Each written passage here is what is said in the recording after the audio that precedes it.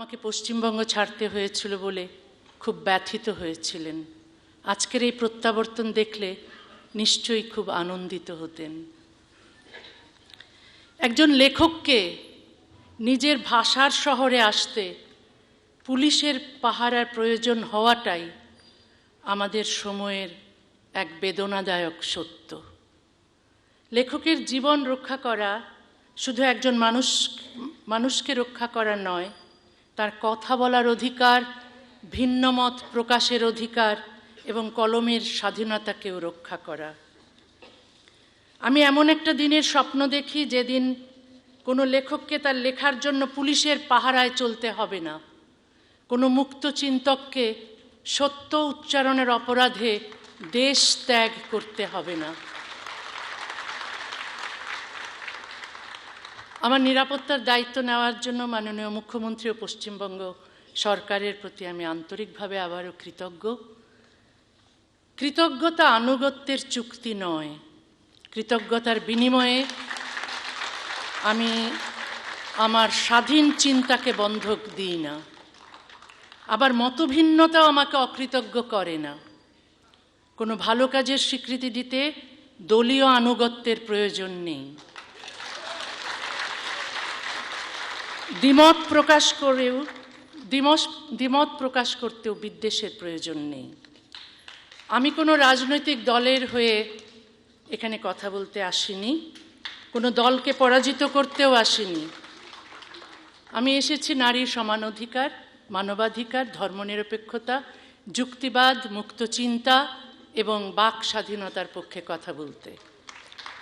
আজকের দিনটি সাক্ষ্য দিচ্ছে ভয় চিরস্থায়ী নয়, নিষেধাজ্ঞা চিরস্থায়ী নয়, বন্ধ দরজাও চিরকাল বন্ধ থাকে না। আজ 1 অগাস্ট। অগাস্ট আমার জন্মের মাস, অগাস্ট আমার নির্বাসনের মাস, আজ থেকে অগাস্ট আমার প্রত্যাবর্তনের মাসও। 1994 সালের 8ই অগাস্ট আমাকে বাংলাদেশ ছাড়তে বাধ্য করেছিল তখনকার সরকার। রাতের অন্ধকারে আমার স্বদেশের দরজা আমার জন্য বন্ধ করে দেওয়া হয়েছিল। তারপর একের পর এক সরকার এসেছে, কিন্তু সেই দরজা আর খোলেনি। আর মাত্র 7 দিন পর আমার নির্বাসনের 32 বছর পূর্ণ হবে। স্বদেশের বাইরে কাটানো সময় এরই মধ্যে স্বদেশে কাটানো সময়কে অতিক্রম করেছে। রাষ্ট্র আমাকে দেশ থেকে সরিয়ে দিয়েছে, কিন্তু আমার ভেতর থেকে দেশকে সরাতে পারেনি। বাংলা ভাষাই আমার বহনযোগ্য স্বদেশ, যে স্বদেশ আমি সঙ্গে করে পৃথিবীর এক প্রান্ত থেকে আরেক প্রান্তে নিয়ে বেরিয়েছি। এক বাংলায় আমার জন্ম, আরেক বাংলায় হারিয়ে যাওয়া ঘর খুঁজে পেয়েছিলাম। শেষ পর্যন্ত একজন বাঙালি লেখকের জন্য 2 বাংলার কোথাও একটি ছোট ঘরও রইল না। ইউরোপ আমাকে নাগরিকত্ব, নিরাপত্তা এবং আশ্রয় দিয়েছে, আমি তার জন্য কৃতজ্ঞ। কিন্তু নাগরিকত্ব আর আপনত্ব এক জিনিস নয়। নিরাপদ বাড়ি পাওয়া যায়, ঘর তৈরি হয় ভাষা, স্মৃতি, সংস্কৃতি এবং মানুষের ভালোবাসায়। পশ্চিমবঙ্গের সঙ্গে সম্পর্ক আমার আজকের নয়। 70-এর দশকে ময়মনসিংহে বসেই কলকাতার সাহিত্য পড়েছি, গান শুনেছি, রেডিওতে নাটক শুনেছি। বাস্তবে দেখার আগেই বই, সুর আর মানুষের কণ্ঠের ভেতর কলকাতাকে আবিষ্কার করেছিলাম। 1978 সালে কিশোর বয়সেই সেজুতি নামে একটি কবিতা পত্রিকা সম্পাদনা শুরু করি। পশ্চিমবঙ্গ থেকে ডাকযোগে কবিতা আসতো, কাঁটাতারের ওপার থেকে খামের ভেতর উড়ে আসতো শব্দ। আমি সেই কবিতা ছাপাতাম, পশ্চিমবঙ্গের লিটল ম্যাগাজিনেও লিখতাম। রাজনীতি যখন বাংলাকে ভাগ করেছিল, কবিতা তখন 2 বাংলার মধ্যে সেতু তৈরি করেছিল। 80-র দশকের শেষ দিকে কলকাতায় আসা শুরু করলাম। 90-এর দশক থেকে এখানে আমার বই প্রকাশিত হয়। বাংলাকে কোনোদিন এপার ওপার বলে অনুভব করিনি। কাঁটা তার ভূখণ্ডকে ভাগ করতে পারে, ভাষাকে ভাগ করতে পারে না। নির্বাসনের পথে দেশ খুঁজতে খুঁজতে 1 দশক পর কলকাতায় একটি ঘর পেয়েছিলাম। এখানেই আমি সুখে ও স্বস্তিতে ছিলাম, সৃষ্টিশীল ছিলাম। আমার বই দ্বিখণ্ডিত নিষিদ্ধ হয়েছিল। কলকাতা হাইকোর্ট সেই নিষেধাজ্ঞা খারিজ করে দেন। তবু 2007 সালের 22শে নভেম্বর পশ্চিমবঙ্গ সরকার আমাকে কলকাতা ছাড়তে বাধ্য করেছিল। আমি কোনো অপরাধ করিনি, কোনো আদালত আমাকে নির্বাসনের সাজা দেয়নি। তবু মৌলবাদীদের হুমকির মূল্য দিতে হলো আমাকে, আমার ঘর, শহর, পাঠক এবং স্বাভাবিক জীবন হারিয়ে। আমি তো আমার দেশেও কোনো অপরাধ করিনি। তারপরও আমার দেশ বাংলাদেশ আমাকে শাস্তি দিয়েছিল। 32 বছর আগে আমাকে নির্বাসন দিয়েছিল। 32 কি দোষ আমার ছিল? আমি কি কাউকে হত্যা করেছিলাম? কারো ঘর পুড়িয়েছিলাম? আমি ডাক্তারি করেছি, আর আমার গল্প, কবিতা, প্রবন্ধে কিছু সহজ কথা লিখেছি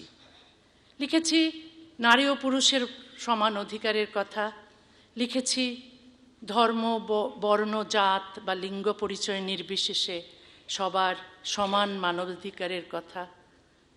বলেছি কোনো বিধান, তার উৎস ধর্ম, সমাজ, পরিবার বা রাষ্ট্র যাই হোক, মানুষের স্বাধীনতা, সমতা ও মর্যাদা কেড়ে নিলে সেই বিধান বদলাতে হবে। এই কথাগুলোই অপরাধ বলা হলো, এই কথাগুলোকেই অপরাধ বলা হলো। সারা দেশে আমাকে হত্যার জন্য মিছিল বের হলো, আমার বিরুদ্ধে ফতোয়া জারি হলো, মাথার মূল্য ঘোষণা হলো।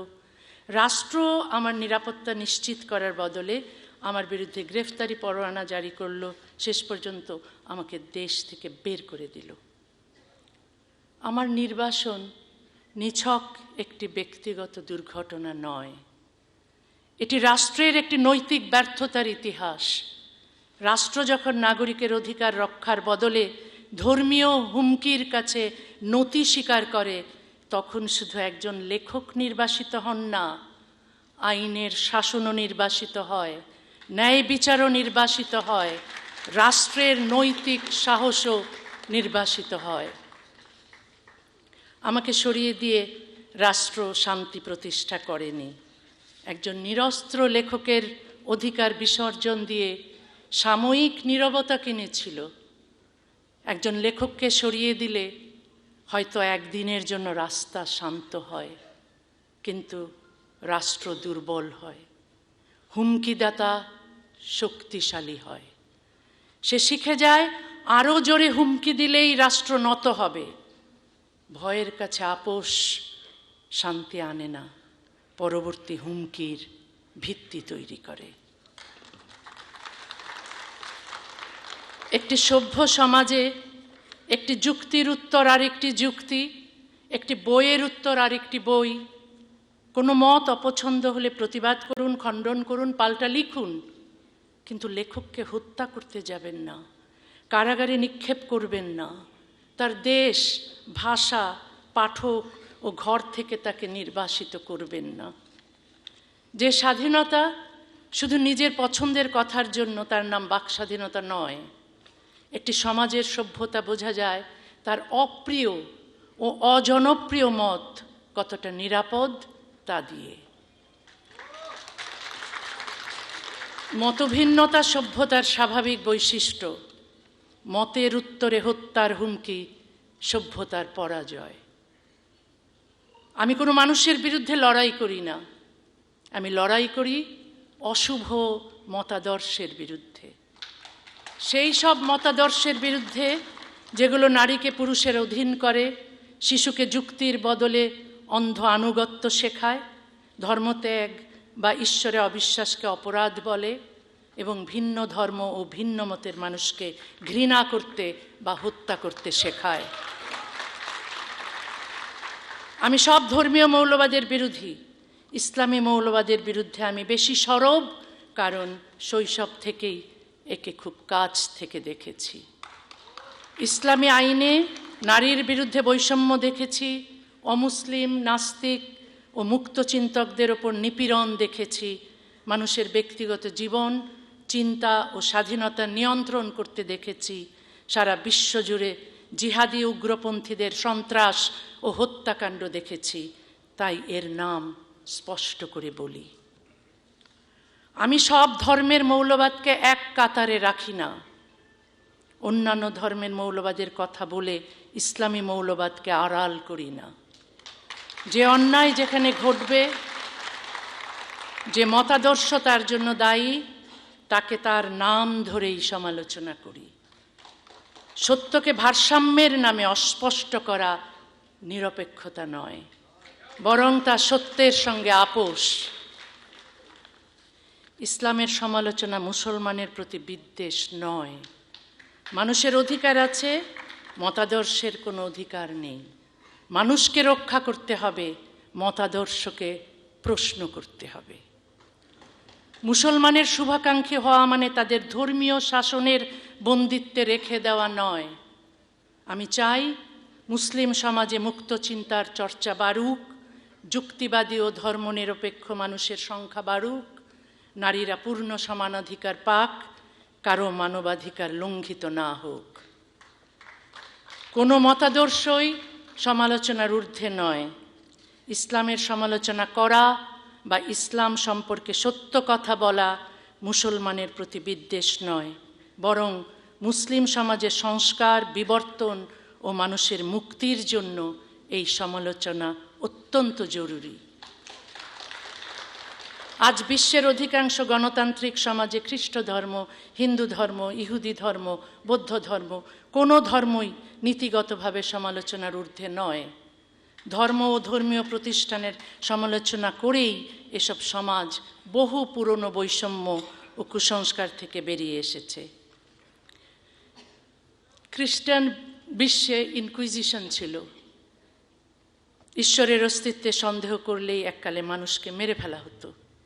স্প্যানিশ ইনকুইজিশন এখন ইতিহাসের একটি অন্ধকার অধ্যায়। কিন্তু মুসলিম বিশ্বের বহু দেশে ইসলামী ইনকুইজিশন চলছে। ধর্মীয় অনুভূতিতে আঘাত লাগার আইন, ফতোয়া, কারাবাস, গণপিটুনি, হত্যার হুমকি এবং নির্বাসন সব কিছুর উদ্দেশ্য এক: সংস্কারক বা সমালোচকের মুখ বন্ধ করো। এই কারণেই মুসলিম সমাজের মুক্ত চিন্তকদের কেউ খুন হয়েছেন, কেউ কারাগারে, কেউ নির্বাসনে। আমরা যারা জীবনের ঝুঁকি নিয়ে ভিন্ন মত প্রকাশ করছি, আমরা চাই মুসলিম সমাজও অন্ধ আনুগত্যের শৃঙ্খল ভেঙে যুক্তি, সমতা, মানবাধিকার ও আধুনিকতার পথে এগিয়ে যাক। আমরা সমালোচনা করি ধ্বংস করার জন্য নয়, করি পরিবর্তনের জন্য।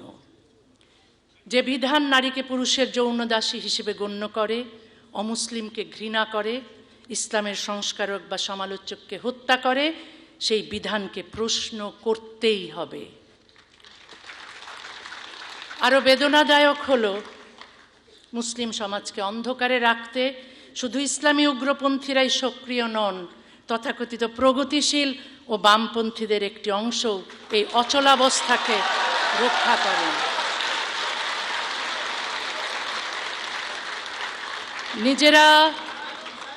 নিজেরা বাকস্বাধীনতা ও নারী পুরুষের সমানাধিকার ভোগ করেও ইসলামের সমালোচক ও সংস্কারকদের তারা মুসলমান বিদ্বেষী আখ্যা দেন। আমি অহরহ তাদের আক্রমণের শিকার হই। তাদের অভিযোগ, আমি কেন হিন্দু, বৌদ্ধ, খ্রিস্টান মৌলবাদীদের বিরুদ্ধে একই রকমভাবে যুদ্ধ করছি না। তারা কি একই যুক্তিতে রাজা রামমোহন রায়কেও এই বলে বাতিল করেন যে তিনি সতীদাহের বিরুদ্ধে লড়েছেন, কিন্তু পৃথিবীর সব ধর্মের সব কুসংস্কারের বিরুদ্ধে একই সঙ্গে লড়েননি? ঈশ্বরচন্দ্র বিদ্যাসাগরকে কি কেউ দোষ দিয়েছিলেন? তিনি হিন্দু বিধবার অধিকারের জন্য লড়লেন, অন্য সব ধর্মের সংস্কার করতে গেলেন না কেন? সমাজ সংস্কারক তার সবচেয়ে পরিচিত সমাজের অন্যায় থেকেই লড়াই শুরু করেন। আমার ক্ষেত্রে সেই নিয়মের ব্যতিক্রম হবে কেন? ইসলামী জিহাদি জঙ্গিরা সমালোচকের মুখ বন্ধ করতে ব্যবহার করে হুমকি ও হত্যা। মৌলবাদের কাছে নত রাষ্ট্র ব্যবহার করে আইন, কারাগার ও নির্বাসন। আর তথাকথিত প্রগতিশীলরা, তথাকথিত সেকুলার উদার বামপন্থীরা ব্যবহার করেন অপবাদ, উদ্দেশ্যনীয় সন্দেহ এবং সামাজিক বর্জন। পদ্ধতি আলাদা কিন্তু ফল একই। ইসলামের সমালোচনা বন্ধ হয়, মুসলিম নারীর বঞ্চনা অক্ষত থাকে, মুসলিম সমাজের বিবর্তন থেমে থাকে। যারা নিজেদের জন্য আধুনিকতা চান কিন্তু মুসলিম সমাজের জন্য চান মধ্যযুগীয় বিধান, তারা মুসলমানের সবচেয়ে বড় শত্রু। যারা নিজেদের মেয়ের স্বাধীনতাকে অধিকার বলেন কিন্তু মুসলিম মেয়ের পরাধীনতাকে সংস্কৃতি বলেন, তারা মোটেও প্রগতিশীল নন।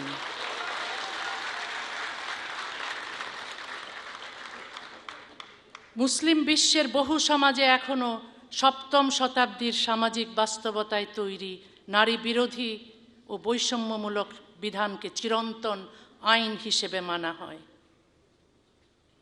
ক্যালেন্ডার এগোলেই সমাজ আধুনিক হয় না, হাতে আধুনিক প্রযুক্তি এলেই, শহরে উঁচু ভবন উঠলেই সমাজ আধুনিক হয় না। আধুনিক হতে হলে আইন, শিক্ষা, নৈতিকতা এবং রাষ্ট্রচিন্তাকেও আধুনিক হতে হয়। কোনো প্রাচীন বিধানকে আজকের মানবাধিকার, স্বাধীনতা ও সমতার মানদণ্ডে অন্যায় মনে হলে তা বদলাতেই হবে। আমি মানুষের ধর্ম মানার, ধর্ম গ্রহণ করার, ধর্ম প্রচার করার অধিকার মানি। একই সঙ্গে ধর্ম না মানার, ধর্ম ত্যাগ করার এবং ধর্মের সমালোচনা করার অধিকারও মানি। বিশ্বাসের স্বাধীনতা বিশ্বাসকে সমালোচনার ঊর্ধ্বে তোলে না। বিশ্বাসের স্বাধীনতা থাকলে অবিশ্বাসের স্বাধীনতাও থাকতে হবে।